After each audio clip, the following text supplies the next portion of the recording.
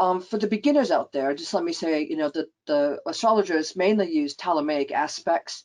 These are the aspects that we typically use in a consultation. If we're going into harmonics, we have very specific rules that we use when we're using harmonics or the quintiles and septiles. But these are just the basic ones. So the conjunction is when the planets are really close together in the same sign within 8 degrees either side. We give a fairly generous orb because 2 planets can only be conjunct. You can't have those same 2 planets conjunct in another part of the chart. They're only going to be conjunct in that specific point. And oppositions is when they're exactly opposite to each other in the opposite sign.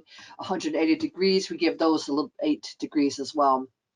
Trines are when they're making like a 120-degree angle, and if you have 3 of them, they make a grand trine. Give a good size orb to those as well. Now the squares are smaller, 90 degrees, and I still use quite a large orb.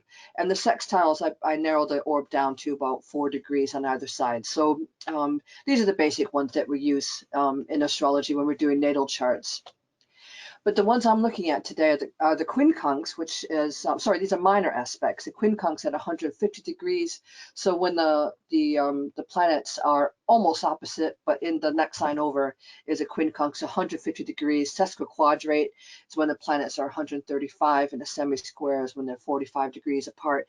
So we use tighter orbs on these. I would say no more than 2 or 3, depending on what else is going on. If there's a tight bundle of planets together, for example, maybe we can give them a little bit more of an orb, but with the minor aspects, we want to be fairly tight.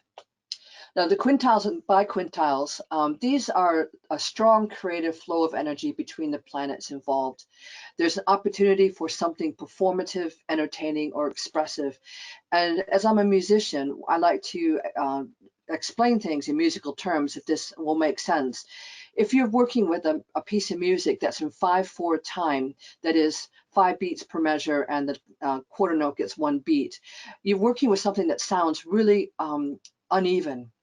And I call the quintile aspect the Frankenstein effect, because it's something that is man-made, and it's interesting, and it's something that really grabs your attention because it's so unusual. So a 5/4, music in 5/4 time sounds kind of like a left-footed waltz. It doesn't sound like it's right. It sounds like something's been done to it. The biquintiles is just double that, so it's 144. But I think when we're looking at quintiles, we're looking at strong aspects of creativity and something beyond the normal human experience. Most music is written in more common times like 4/4 or 6/8, 3/4 for the waltz. So 5/4 is something that's really, really unusual.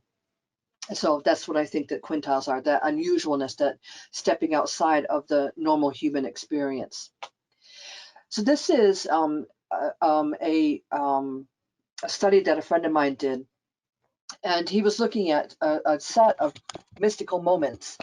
And I'll talk a little bit about some of these mystical moments.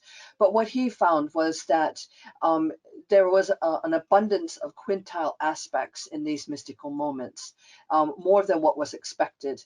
And I'll show you how you can calculate this using solar fire as we go along. So higher than average quintiles in mystic moments. Septiles are when you divide the chart into 7. So it's a mystical aspect that indicates a hidden flow of energy between the planets involved, often involving spiritual or energetic sensitivity and an awareness of finer and more subtle hidden levels of reality that you can find in the septile chart, for planets in the septile chart. So the numbers for this are 51, 103, and 154. And I forgot to say, when I'm using the quintiles and septiles, I use really tight orbs, 1 degree. If it's 2 planets really close together, I might stretch it to maybe 2 or 3. It depends on what else is going on in the chart. All right, so my friend who was doing the mystic moments of his own study, he found that he wanted to do separating aspects and the aspects as they approach perfection. And so what he found is that he felt that separating aspects were a little bit more important, that happened a little bit more often than as they approach the perfect aspect. So I'm going to start off with one of my favorite people through in history, and this is Thomas Aquinas. And what he did was so important back in the 13th century was he was sort of at this point in history where people were starting to move away from Platonic thought, and they were moving more towards Aristotelian scientific kind of thought, moving away from the Dark Ages. He was a very pious, a very holy man. Now, his most famous mystic moment was the one when he was levitating. I've searched high and low through all sorts of ecclesiastical texts looking for the date or something where I could find a clue to when this moment happened, but I could never find it. Excuse me. I couldn't find the date, but I did find something else in his chart. So this is taken, it's on a Sunday morning, and what happened, this is around Christmas time, and what had happened was he had worked himself into a sort of ecstasy, ecclesiastical ecstasy. Excuse me. And he was full of joy, and he felt he had been working on Summa Theologica, and he was really feeling proud of his work, and he was feeling that he was on the right path and he was doing something that was going to benefit the church. But what happened after this incident was basically he lost interest in Summa Theologica and he never finished it. But this is the moment, as near as I can reckon it, I might be a little bit off. This was taken in the wintertime, in the very dark of the morning. You might know this from Vedic astrology, but the time before the sun comes up is often seen as the most holy time of the day. And if you ever want to do any meditation, it's the best time to do it. It's before, when it's still dark, before the sun comes up, and everyone's asleep, and it's really allows you to delve a little bit deeper into your meditation. So, but you can see from this that there are quite a lot of biquintiles here and septiles as well. Now, I'm not going to pay too much attention to interpreting planets and houses. I just want to look at the aspects. So in Solar Fire, you go to reports and you go down to chart analysis, and you have an option for the aspect frequency analysis. And what this tells you is if the aspect is occurring more often above chance. So conjunctions, he only has 2 conjunctions, but you would expect to have at least 3.1 hits in a chart. So it's got a difference of minus 34%. He's got trines, 5 trines. So you can see he's had actual 5 trines, but the actual hits, expected rate of hits is 5. So that's at 0%. So that's how this calculation works.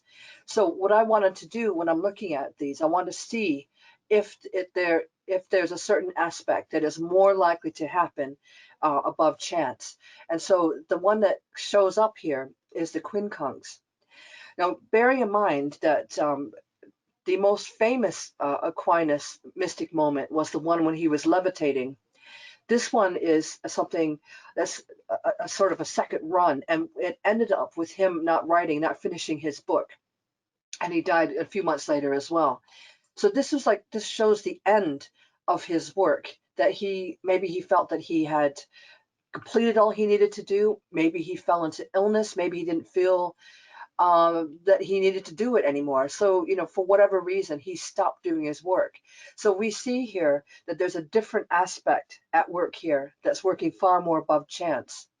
We see that there's a deficit of quintiles, slightly more biquintiles than usual, but septiles are all in deficit. So it's something else that's working here. The other thing I want to do when I'm looking at mystical moments is I want to look at the most exact aspect, which ones are less than 1 degree apart, even though in natal astrology, we're all taught that we can have wider orbs for the Ptolemaic aspects. I still wanted to narrow it down and look to see which ones are most exact.